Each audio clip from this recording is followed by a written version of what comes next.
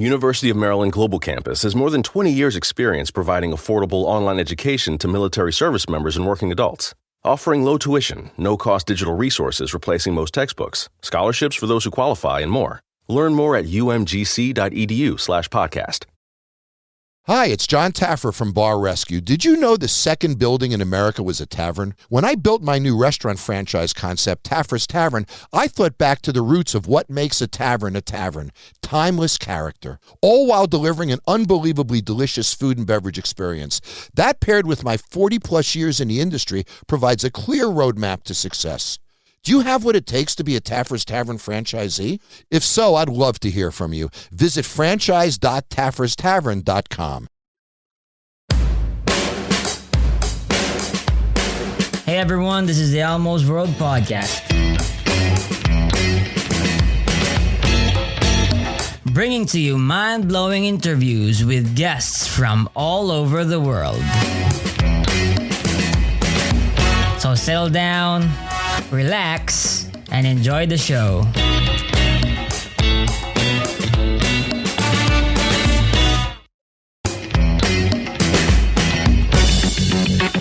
Oh yeah, by the way, if you like the podcast, please support Almo's World Podcast on Patreon. Your support is what helps the podcast improve more and more. 3. Okay. Welcome to Elmo's World. This is Elmo Ador Jr., your host, and we have Jonathan Schrader. He is from Tulsa, Oklahoma in the United States. He's 35 years old, been running an apartment complex, and he's a great guy who loves history, poetry, music, and very disciplined in his spiritual practice. I'm really curious. Jonathan, I want you to introduce yourself and then answer my question. What about this spiritual practice? Here, most of us are raised in a Christian household. And in my teens or 20s, the truth I discovered was that was not the path for me. And for a long time, I didn't have any spiritual practice at all. And I suffered a great deal in life because of that. I became a drug addict for years. I was homeless. I lived on the streets. I had lost all my teeth. These are actually fake teeth. They're really nice, but they're fake. And I had a spiritual awakening one day. I don't know if it was God or some spirit or force, but something came down into me and started showing me all this stuff and showing me where my life was headed and all the things I had done wrong and what I needed to do to fix it. And after I had that experience, I couldn't live that way anymore, and I couldn't ignore the spirit world. And, I have kind of my own beliefs. I'm not here to tell anyone how to believe. I know the spirit world is real, and I know that disciplines like meditation or yoga or any spiritual discipline is so important for a person and their character. And I think it's how we best deal with the stress of life, because if we don't use spiritual discipline, then we tend to go for pleasure, to avoid bad feelings, bad thoughts, instead of dealing with them and processing them. And that's what spirituality does for me, is it helps me process life in a way that's healthy. What is this spiritual practice? Can you be more specific? I'm really curious. Sure, I'd love to. First, I started going to Alcoholics Anonymous. I'm sure you guys have that in the Philippines. It should be all over the world. But it's a group of people who are trying to not use alcohol or drugs. And there's a book, and there are 12 steps in the book. And the steps are all about accepting that I'm not God, I'm not in control of anything except for how I react to life, which is what the spiritual discipline helps us with. It helps us react to life properly so that we're not self-destructive. So these steps, they also help us clean house. They help us sort through our guilt, our remorse, our resentments, all that negative stuff we carry around, and we release it. And then we take the program and we share it with other people. That is a spiritual discipline, that whole process of going to meetings and working with the sponsor. But from there, I started reading about Taoism, Buddhism. I started, finding everything I could online of yogis and their teachings, Hinduism, and I take them all as pieces of a puzzle, of a bigger truth. That no one religion is absolutely right, and no one religion is absolutely wrong. They're all right, and they're all a piece of the puzzle, and that's how I see it. It's really similar to someone who I talked to as well. He called it in a way. I'm not a fan of labels, but he called it Gnosticism, and I think that's Gnosticism, Unitarianism. Yeah. Okay. So I think technically you could call me Unitarian. Okay, I want to pick your brain there. So, for example, if let's say a preacher of a Christian preacher preach that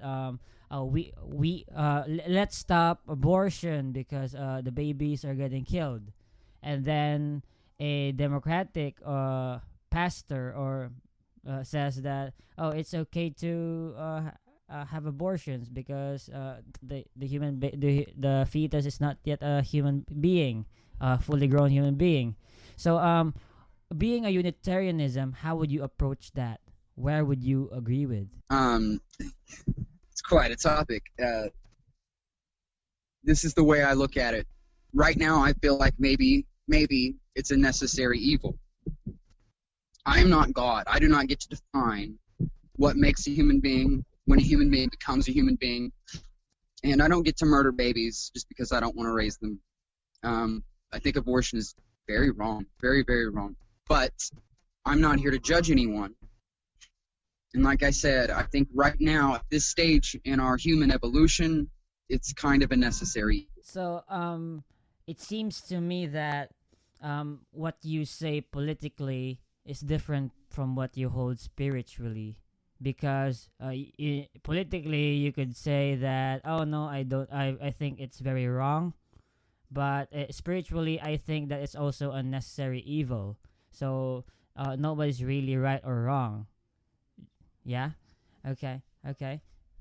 So this is how I would ask you then. What difference do you have from someone who just makes up his belief spontaneously every day and just reacts to a situation? Is that how you would explain your morality or ideology, or is it something that you already a line that you already have set, and you simply come back to that standard when in your everyday interaction? Well, okay, so the one big fundamental truth that I see in the universe is duality, polarity. So I'd have to say it's both, right? It's both. So this is what I find interesting about Eastern philosophy, because most of them do not really care about the law of non-contradiction. Nothing is binary. There's no dichotomy. It could be both. It could be both right and wrong. And okay. But I am both good and bad. I will live and die. Black only exists because white exists. So because black exists, it's not that white doesn't exist. White and black both exist. Just to sort of kind of expound on that. And I'm sorry I cut you off. Please go ahead. Yeah, it's no problem. And okay. So if that's the case, then wouldn't it seem confusing that, for example, you find answers to everything in both directions? If you let's say you follow the map of life, and you would get lost because you take both routes, you take all routes, and it would seem that it would take you nowhere actually if you actually had a destination. I am lost because I don't know the future. I don't know what's going to happen. I'm already lost, so I always will be. But I'm also found, right? So I love the beautiful contradiction in things, and I try to embrace that because they're not going away. It seems like the universe itself is built on paradox. It's built on axioms, these truths that shouldn't work but do. And I feel like after I've studied them for a while, I don't see how the universe could work any other way. But I'm an evolved ape stuck to a pebble floating around the sun. Like, what do I know? But I try. I try to make some kind of sense out of it all. So, but this is how I would ask you, if, for example, if there was someone who would disagree with your beliefs at how you see the world. I think this is how they would attack you. So don't get me wrong here, but I if I was someone like that, I would say, well, that's just how you look at the universe, but the universe doesn't care about what you think. The universe is still the universe, and however dual you think the universe is, that's not it. The universe is actually logically positivistic. It has causality. It uses logic. So how can you say that everything is this dual or this chaos that you present, that there is no order? The duality is how cause and effect works, though, right? Like if I don't have a positron and an electron, I can't build structure in the universe. So that's already duality. That's the positive and the negative. I don't think these two thoughts exclude one another, but I do completely agree that the universe is indifferent to me. I'm something that emerged inside of it. I will never understand it. I'm living the life of a human being, and I have been given experiences that help me understand that. I know there is the truth, which we will never be able to find. So we have our truth, which is something that I can't find. And I will see in my life, and I do see in my life, affirmations that I'm on the right path. There is some kind of spirit or force that seems to give me little nudges and tell me, yes, you're going the right way, or no, you're not. And when I listen to that intuition, or whatever you want to call it, my life is better, profoundly better. Yeah, I actually completely agree with you that you're right. The universe is indifferent, and however I look at the universe, it seems to me that how I look at it actually benefits me in how I live. It helps me. It guides me, and it helps me have control over myself. The way differently the way I used to think when I thought that I was my own god. I could create my own rules. Yeah. Okay. So can you tell me more about what benefits or what kind of attitude, good attitude, this helps you in your daily life? Can you? Yes. Well, so in this process, the way I would describe that is I'm not seeking my personal self-will, right? Because I'm not God. I'm not trying to control anything but how I react to life and the choices I make. So I'm seeking the will of something greater than myself. So if I'm seeking my self-will, I'm self-absorbed, self-seeking, self-centered, self-pitied. That's a downward spiral, a trap, and it produces toxicity. So when I was referring to these affirmations, sometimes it's very basic stuff. It's not always a sign or whatever. Sometimes it's basic stuff like that. When I seek the will of something greater than myself, which I choose to call God, but a person could choose any higher power. It doesn't have to be spiritual. A scientist could choose science as their higher power or whatever. When I choose the will of a higher power, I'm healthier, happier, I have more clarity, my emotions aren't all over the place. You know, it's just, it's the way to be. It's the way to be. Because it takes me outside of my self-absorption. I don't want to be offensive or anything, but that the human condition is so problematic, you know, if left alone to our own demise, and we actually needed to find a God, or find God Himself, or find something to be a higher force to believe in order to have. Yeah, absolutely. Yeah, yeah. That's quite a profound thing to realization to come to. You know, I was talking about AA earlier, Alcoholics Anonymous, and that's the whole program right there. In the third step, it states, we made a decision to turn our will and our lives over to the care of God as we understood Him, praying only for the knowledge of His will for us and the power to carry that out. So that's the cornerstone of recovery, of starting your life over, of being reborn, stepping outside of yourself and not trying to play God. Okay.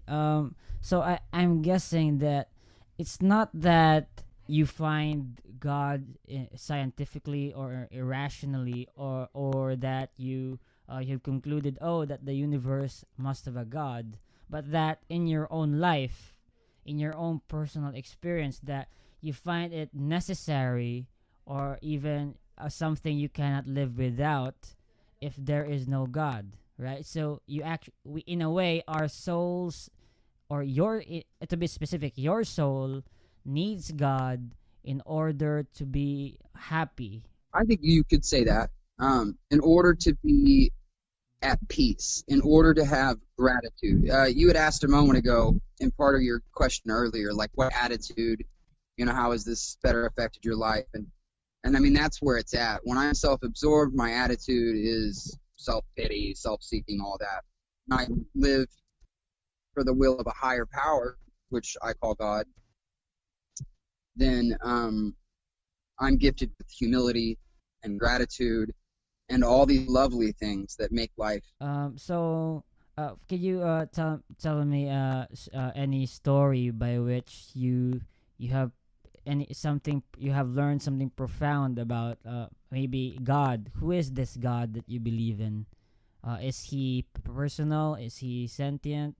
What kind of God is He? Does he care? I've had some visions, and I'm sure you've heard of a Godhead. So, I mean, these are just visions. So, like, these are just ideas. But they feel like they came from out of me and were shown to me. But that there's this Godhead, and that we all have a higher self that's a face in this Godhead. And that higher self, like this body, this person, this ego that you're talking to right now, is a vehicle in the physical realm, so that it can evolve souls, so that when we die and our souls pass on, they do other work, which I'm not even really sure what that might be. And that what we call God is really just the overall consciousness behind this construct of Godheads. So I guess you could say that God is just a spirit, a force that, because of duality, is sort of both God and Satan at the same time. Okay, yeah, I'd love to. Well, take me for example. If I'm part of this Godhead, right, and I'm capable of both good and evil, and I am, then if everything is just Russian dolls, if everything is just a copy and a mirror of something else, if I was created in God's image, then that means that God is also both capable of destruction and creation. And if you look at the universe, I mean, that's an accurate, if you believe in God and you look at the universe at the same time, that's an accurate way to describe what you're seeing. You're seeing both destruction and creation, using destruction as a form of creation and creation as a form of destruction. And there again, you get the duality and the polarity. Like, to me, God is both, capable of both. And that's why I bring up the idea of necessary evil. Like, if you can't destroy, then you can't recreate. If you can't destroy and recreate, you can't evolve. And this universe is competitive and it's hostile, it's impersonal. It will devour you if it can. The universe is constantly trying to kill us. We're alive because we're stuck on a rock that's protecting us, and we've got like a thin little wisp of an atmosphere between us and oblivion. I think God has to play the role of both, or that God is a duality. Okay. I have to be completely blunt about this, and I hope that you would not find this offensive. Okay. I also have a friend. His name is Nicky, and he grew up 18 years old, coming from a bad family, and he got into drugs and armed robbery, and so he went into prison. His life just went spiraling down the moment it was supposed to start. And after 5 years, he got out of prison, and during his time in prison, he went to stuff like this as well, Alcoholics Anonymous. So in a way, there's a similar path. I would say that a similar path from self-absorption or self chaos to a spiritual harmony, because right now he says that he found Jesus Christ, and he believes in him, and he knows that the power of God is the one that's keeping him afloat from going back to his old ways. So this is how I would put it. People that come, this is just a question. Do you think that people that come from bad places or bad situations in life and hope to make themselves a better person sometimes have to appeal to a higher authority, or to make some kind of god up, or maybe just adopt an already god, socially accepted god out there, so that they could thrive as a normally functioning human being, because in a way they would transfer the responsibility from themselves to this god, and that this god would guide them. It's totally possible that we're just making up an imaginary friend, but it's effective. Okay, it's really nice that you are willing to Yeah, accept I it, mean, man. It's really it's true. Could be. Okay. So, but knowing that that might be the approach, how does it affect your belief or your spiritual discipline, or does it simply make it stronger for you? Okay. It's clear that this is very simply beneficial to me, that it might not actually be the truth. So would I keep doing this, or wouldn't I? Or would I stop? I just keep doing it because it produces positive results.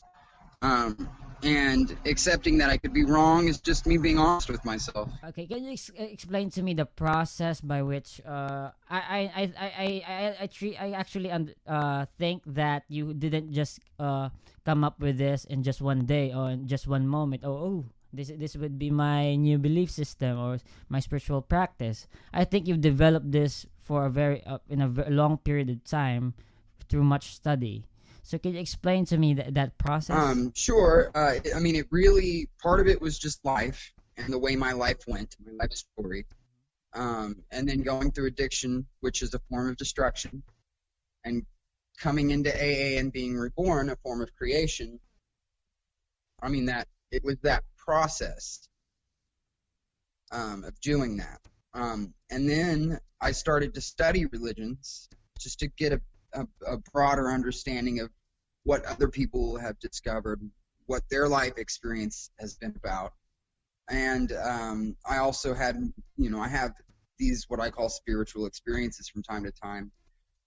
And it's just sort of a collection of all that. It's fluid. It's always evolving. I've never reached a point where it's like, this is what I believe and that's it. It's always evolving. I'm always adding to it and reorganizing how I see all of that. I think by keeping it loose and also keeping it simple, I can adapt.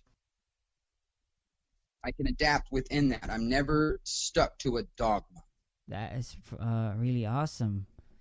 Yeah, because to be honest, dogmatic thinking is very dangerous. You know, even if you're in the right even if you're in the right religion, the most true religion in the world, if you are dogmatic, that it's really prone to corruption. You know, because um yeah, because and so um this is how I would another thing that I would ask you is that um uh, do you talk to this God that you might have just Hmm. made up? Yeah, that's what prayer is.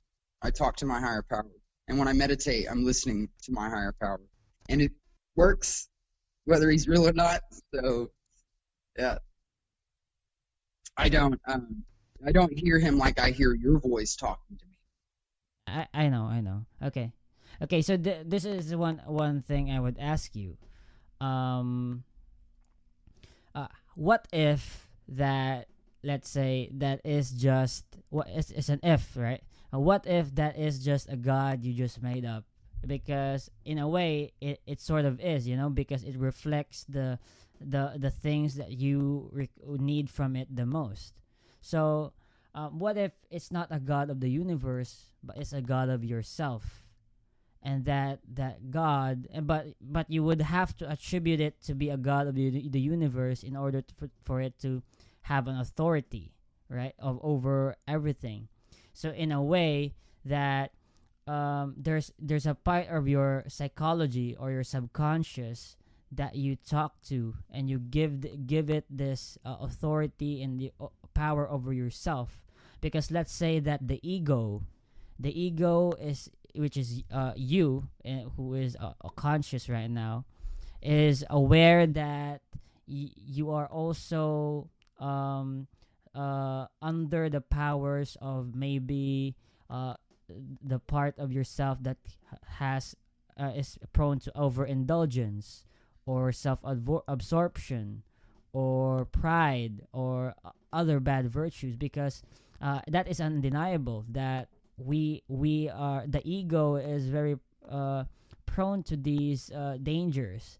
But if you, let's say, assign the responsibility or the power to this higher power that is also in a way inside your subconscious, uh, that sort of helps you take control of your life, you know, because you're not responsible for anything, but that you keep asking help from this higher power in your mind to take control and actually silence all of those other parts of your mind that is very dangerous, that would bring you to old bad habits. Am I wrong? Or Um, I guess it's irrelevant whether or not God exists. What's relevant is that this process works for me, and that I don't have to live on the street. Uh, but you're absolutely right on. Like the ego or my programming in my brain didn't go right when I was growing up, and I became very self-destructive. And this spiritual discipline is a way of like putting a programming in my brain that keeps it from being like that. But it's like I constantly have to keep adding that, punching that code in.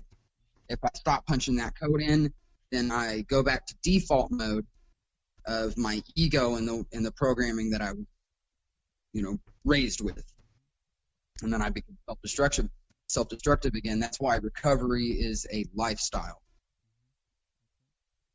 Discipline has to be maintained. You don't just go work out one time and boom, you're done. You have to keep working out to stay in shape. Well, understanding the American empire and understanding that it is an empire and that it uses CIA subversion to steal resources from third world countries in order to be the richest nation in the world.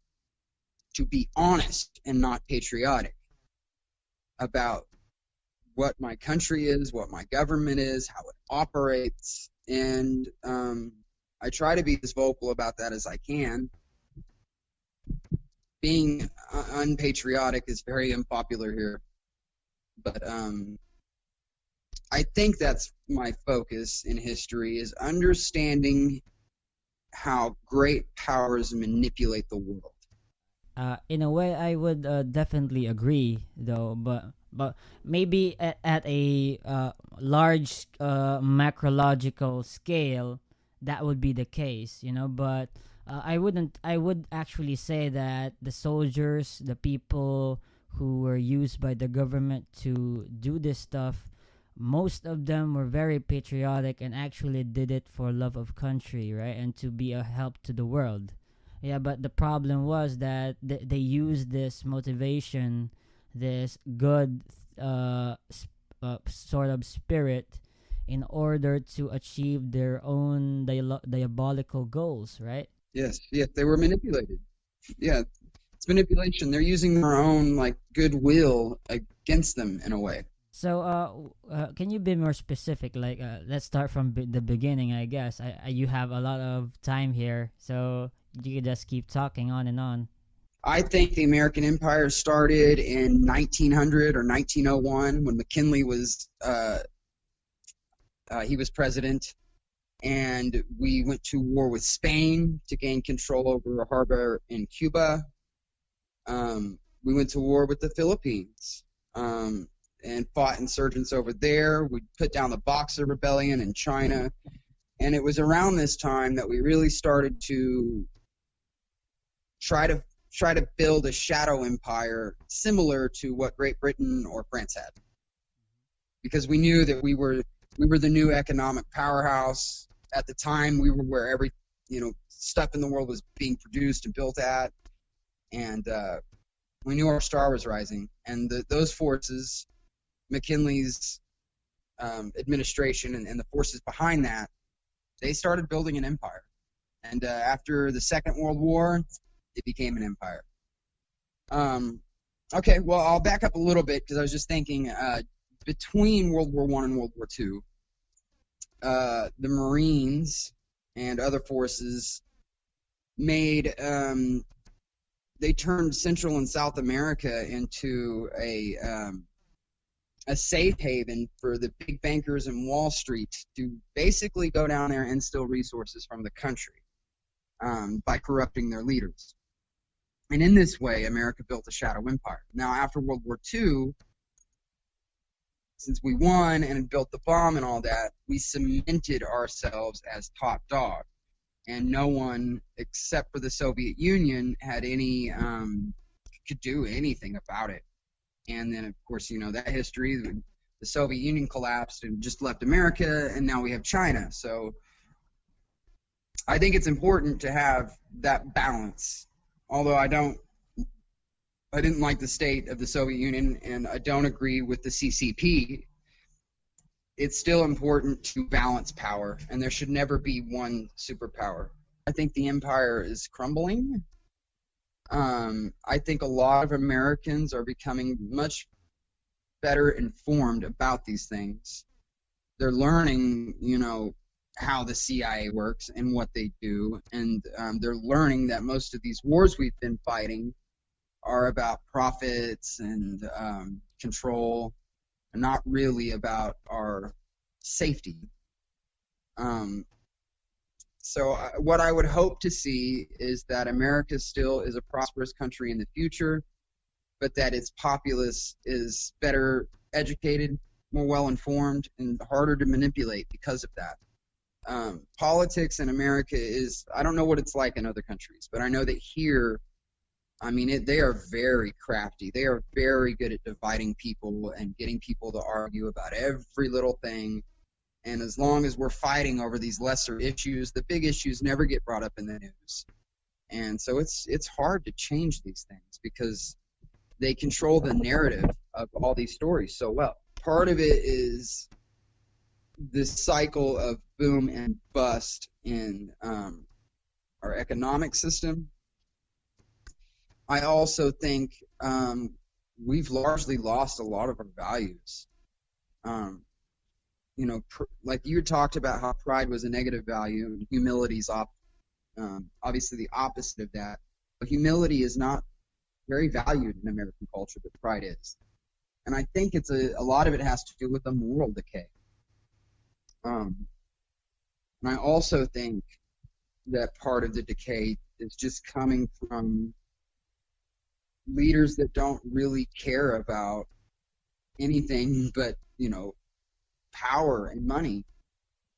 And so the things that should be being groomed or maintained or built aren't. These are, but so what do you conclude from this? That knowing that America has just been empire, and it's been since World War One. So how does that change your view of America right now, and your actions and your behavior towards American politics? I don't engage in American politics. It's a trap. It's not there so that I can make well-informed decisions. It's there to keep me from making well-informed decisions. So I don't engage in it. I'm not a Republican or a Democrat. I try not to debate political issues online or anything like that. Yeah, it's a trap, and I don't want to step into it. Okay, no problem. So I guess then we would have to talk about poetry. Who are your favorite poets? And tell me Rumi is one of them. Yes, I love Rumi. I also like E.E. Cummings, T.S. Eliot, Shakespeare. A lot of lyrics I find very poetic. Tool is one of my favorite bands. Most of his lyrics I would consider poems. You could interpret them as poems. Those are very deep and profound to me. And then I read a lot of random poetry or poetry that my friends write. There's a lot of really good stuff out there. Mm-hmm. So yeah. So what's your favorite poem? And explain it to us. Explain the deep meaning into it to us. I'd say right now my favorite poem is called "Somewhere I've Never Traveled." It's by E. Cummings, and in it he talks about how he has closed himself like fingers, and that this person he loves has opened him petal by petal.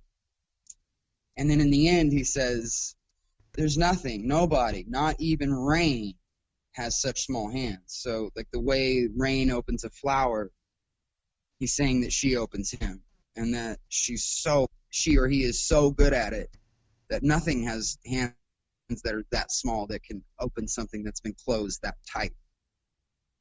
That's my favorite one right now.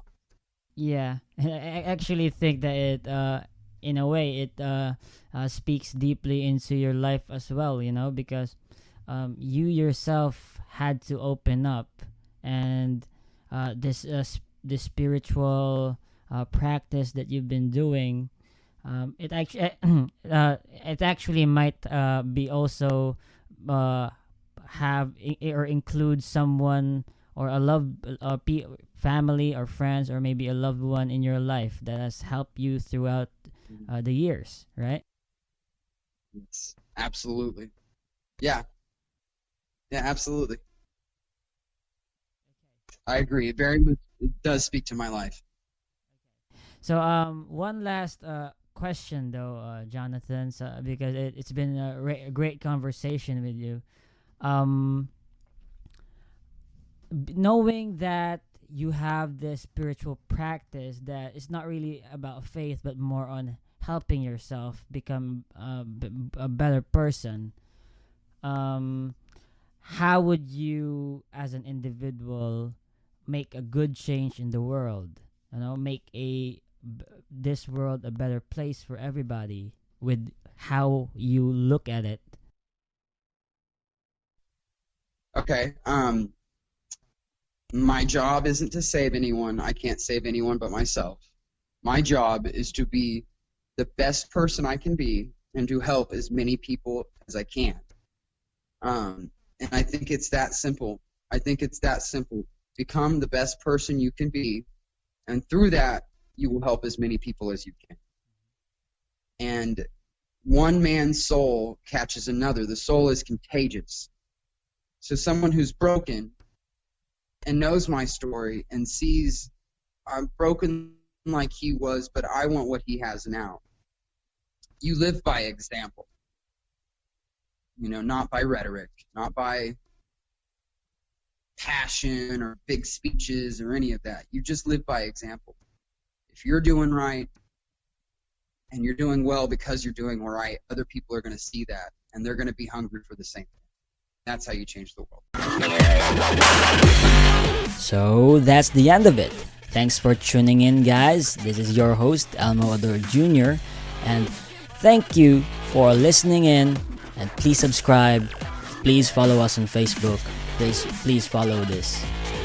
Please. Thanks.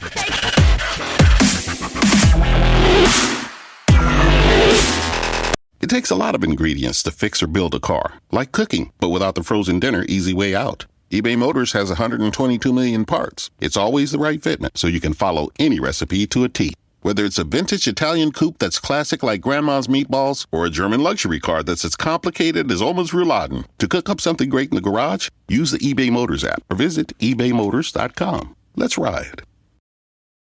Holidays are here, and so is fashionable fitness. Gift yourself a Samsung Galaxy Z Flip 3 5G, a phone that folds in half to literally stand on its own. Pair it with the Galaxy Watch 4 for ultimate wellness and wow factor. Check health stats, flex personal records. Over 90 activities can be tracked, like biking, swimming, golfing, and more. Invest in yourself with tech made to crush goals. Holidays open up with Galaxy. Shop it all at Samsung.com. 5G connection and availability may vary. Check with carrier. Products sold separately.